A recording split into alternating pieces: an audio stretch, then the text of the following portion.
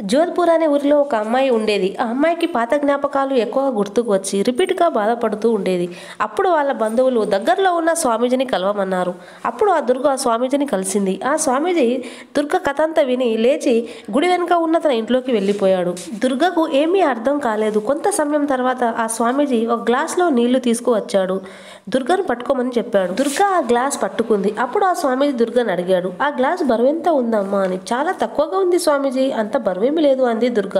స్వామీజీ ఆ గ్లాసును ఒక గంట సేపు అలా పట్టుకొని ఉండగలవా అని అడిగాడు. అప్పుడు ఆ దుర్గ, అమ్మో స్వామి, నా చేతులు నొప్పి పెడతాయి అంది.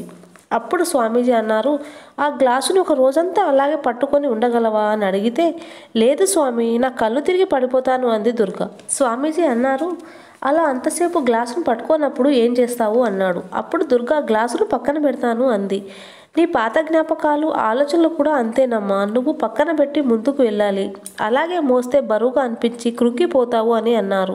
దుర్గకు తాను చేస్తున్న తప్పు అర్థమైంది. మనందరిలో కూడా ఇలాంటి సమస్య ఉంటుంది. పాత జ్ఞాపకాలు ఆలోచనలతో మునిగిపోతాం. మనకి తెలుసు దానివల్ల ఏమి కాదు అని, అయినా కానీ ఉంటాం. మనకెప్పుడైనా పాత జ్ఞాపకాలు ఆలోచనలు ఏమైనా లాభం ఉందా అని ఆలోచించుకోవాలి. ప్రజెంట్లోని పవర్ని గుర్తుపెట్టుకోవాలి.